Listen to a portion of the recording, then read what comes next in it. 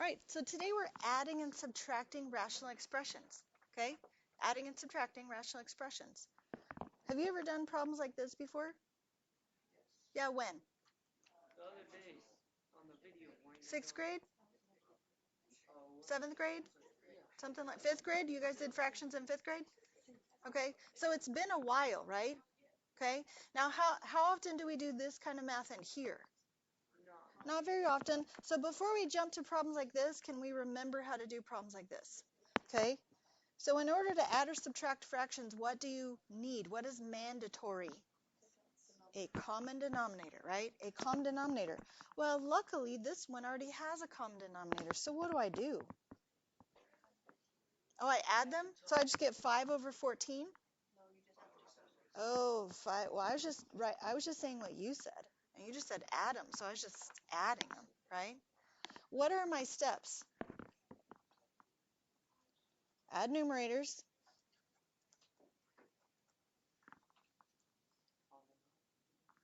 Keep denominators, right? I add the numerator, I keep the denominator. All right? So when it does look something like this, what do I do with the numerator? What do? I add it. So what do I get? What do I get? Oh, guys. 2 plus x, right? Because I'm adding. I don't get 2x. I get 2 plus x. And what do I do with the denominator? I keep it. Okay? 2 plus x over x minus 4. Now, what do ridiculous people try to do right here? They try to cancel out the x's, right? They want to cross out the x's. Can we do that? No. Remember from Thursday? We talked about 17 over 19. You remember that? That's ridiculous, isn't it? You can't simplify 17 over 19 by canceling out the 1's and the vertical lines on the 7 and the 9, right? Except that's what you're doing if you try to cancel out these x's. What are you allowed to simplify? Only common factors, right? You're only allowed to simplify common factors, things that are multiplied that you can simplify that way. We cannot cross out these x's here, can we? Okay. What about this problem? Watch what I do first.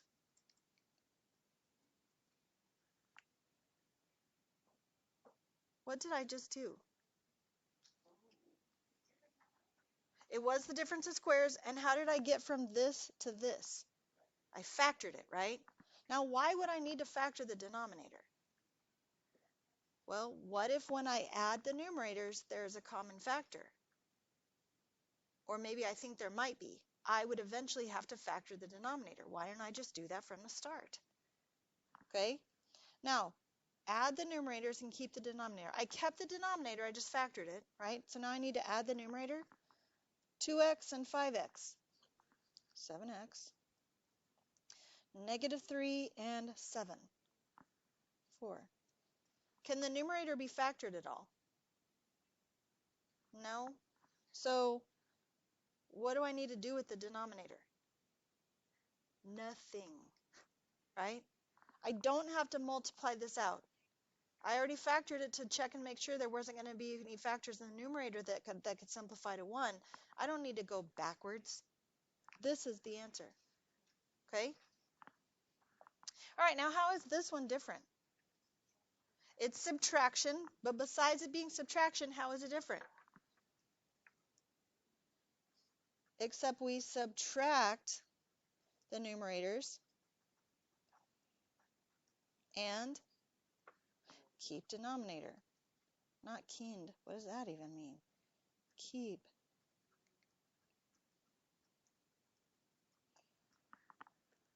So 8 minus 3. Oh, that took entirely too long. You're making me nervous. So 5 over 11, right? Subtract the numerator, keep the denominator. So look up here at this one. What's my denominator going to be? I already know x plus 6 because I'm keeping it, right? It's already a common denominator, so I keep the denominator. Now I'm subtracting the numerator, okay? Now, if you're silly, you would say the answer is x plus 20. That's only if you were silly, right?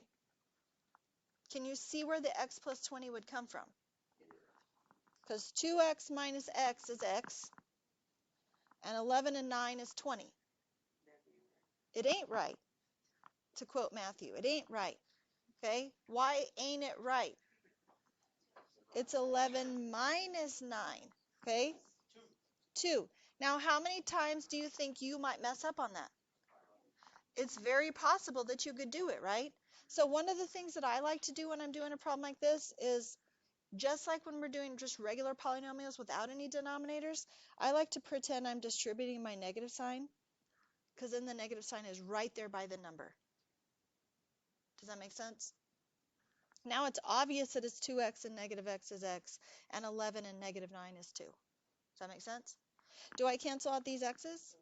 No, because that's ridiculous, right? Okay.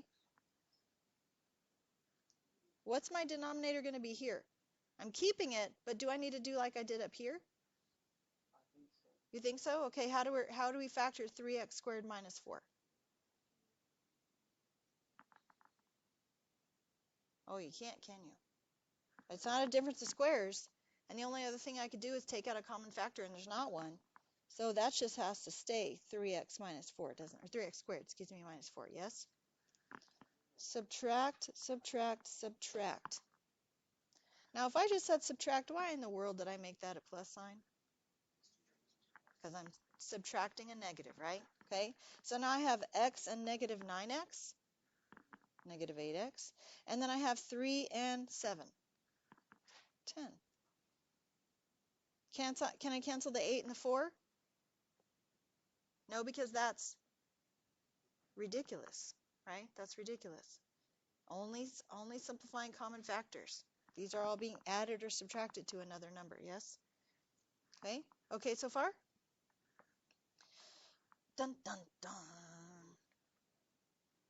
It doesn't have a common denominator, right? So my first step is what? Find a common denominator.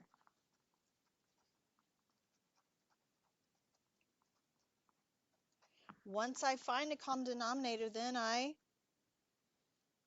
add or subtract whatever it asks for, my numerators, and good. Because once I find a common denominator, I don't want to mess with it anymore, do I? Okay. So think about this problem right here. I will tell you this. In the past, not you, it's not going to be you, not you. But in the past, when I've said, what's the common denominator here? The most popular answer is 4. Because what I think is that people are thinking, what number divides into each one of these evenly, right?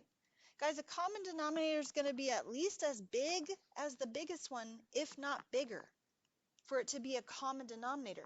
It's what number do both of these two numbers divide into, not what do they both divide by. Do you see the difference? It's a difference in preposition, right? Get our cross-curricular education in today, right? Okay, so what is the common denominator between 8 and 4? Yeah, 8. Now, what do I have to do to make 8 become 8? So nothing, right? So what do I do with the numerator? I leave it alone too, don't I? What do I have to do to make 4 become 8? You know what sometimes people say? Add 4. Well, I mean, it's not wrong, right? But that's not how you get common denominators, is it? You have to multiply something by this number to become this. And what is that number in this case? A 2. If I multiply the denominator by 2, what else do I have to do? Okay, do you know why? If all I do is multiply the denominator by 2, I have completely and totally changed the problem and given myself 0% chance of getting the answer right. Okay? What's the only number that you can multiply something by that doesn't change its value? A 1, right? The value of 1 that I'm choosing for this problem is 2 over 2. Do you see how that's actually 1? Okay, so I'm not changing the problem, I'm adjusting it in an appropriate way. Does that make sense? Okay, so if I multiply the denominator by 2, I get 8. If I multiply the numerator by 2, I get 2. So what happens? So 5 over 8, right? Yes or no? Okay, so look over here at this one then. What does my common denominator have to be? Yes, it is. Okay, now you guys didn't hear her because she just mouthed at me, and that's fine. But not in a bad way. Don't worry about that. Don't worry about that. Okay? So somebody that didn't hear her mouth at me, what is our common denominator for this problem? Remember how I told you it's going to be at least as big as the biggest one, if not bigger? Does it make sense that the common denominator would be 3x? Can I multiply this by something to make it become 3x? Yeah, so that is what our common denominator is going to be. Okay? Now the first one's already 3x, so I don't need to change the numerator. The second one, I need to multiply by 3, right? Which means I need to multiply the numerator by 3. Well, that kind of changes what's in the numerator now, doesn't it? What is in the numerator now? 3x plus 3.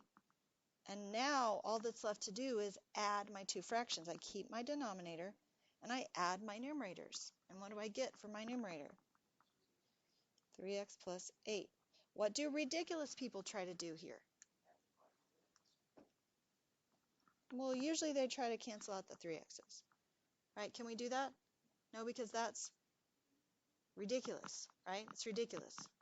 Okay? All right. What about this one right here? Well, that's kind of confusing to see, isn't it? But what if I did this instead? What if I factored that denominator? Now is it easier to see what the common denominator should be? Yeah, so sometimes what I have to do first in order to find a common denominator is factor the denominator that's there. Okay? So in this problem, what is my common denominator now? 2 times x plus 2, right? That's exactly right. 2 times x plus 2. So what does this one need? It doesn't need anything, does it? So the numerator also stays the same. What does this one need? What's this one need? A 2, right? If I multiply the denominator by 2, I have to multiply the numerator by 2. And what do I get? 18? 9 times 2? So what do I have left?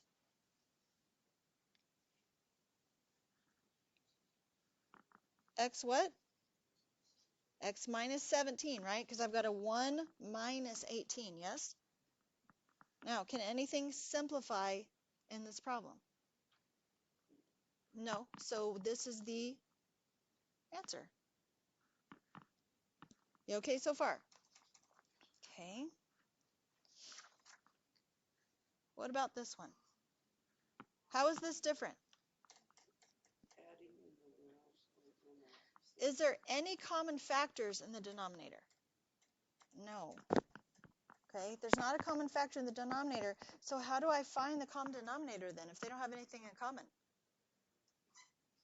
That's exactly what I do. Okay, and it's also what I should do if I have any doubt about what my common denominator should be. I need to multiply them together. Okay, so in this case, my common denominator is going to be 35. So how do I get from 7 to 35? Multiply by 5. Here and here, so my numerator becomes 15. How do I get from 5 to 35? Multiply by 7. So my new numerator becomes, and now all that's left to do, all these same steps are exactly the same for this. Do we need to write them again, or can we just draw arrows? You okay with that? Arrows? Okay. So what do I end up with for my answer? 29 over 35. Okay? So now look at a problem like this. Are there any common factors in the current denominators? No, so how do I find my common denominator? Multiply them together. So what is my common denominator? 3x, 3x. How do I get from x to 3x? Times 3, so times 3. So my new numerator is 15. How do I get from 3 to 3x? Times x times x, so my new numerator is 2x squared. So now I add or subtract, in this case, my numerator and keep my denominator. So my numerator is done.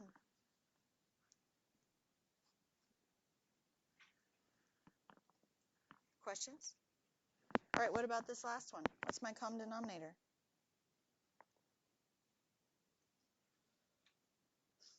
When in doubt, multiply them together.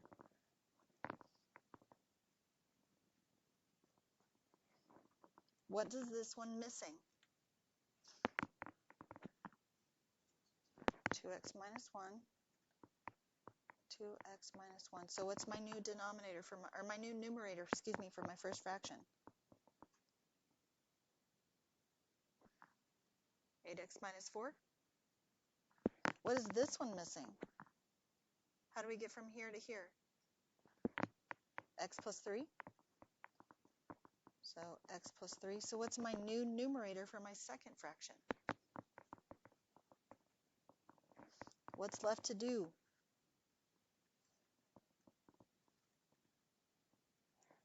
So 8x and 7x, 15x, and negative 4 and 21.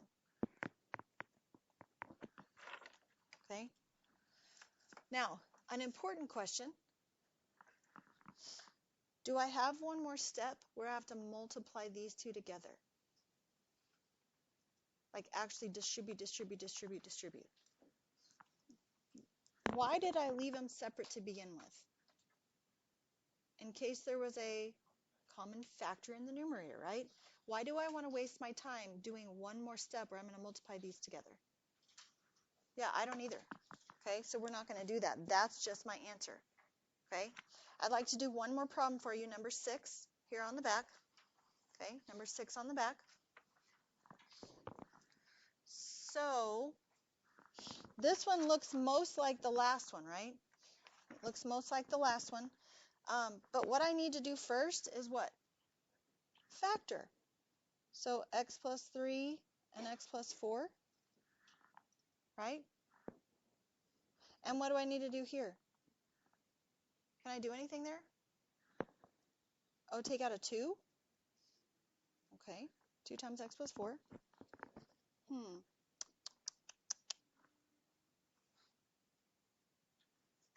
So I'm not really paying attention to that, and I'm not really paying attention to that, right? So I have to come up with my common denominator. Is there a part of this denominator that they both have?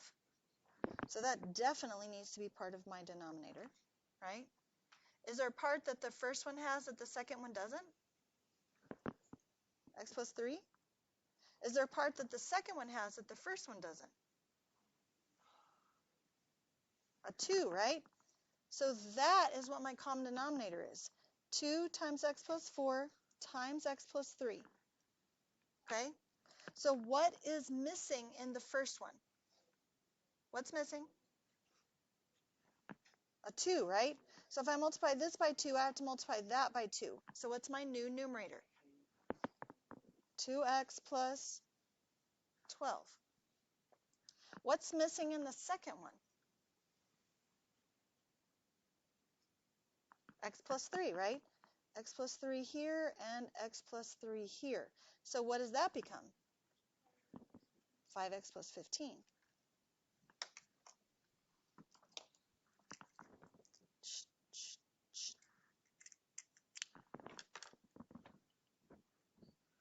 Two times x plus 4 times x plus 3 is in my denominator. What's in my numerator?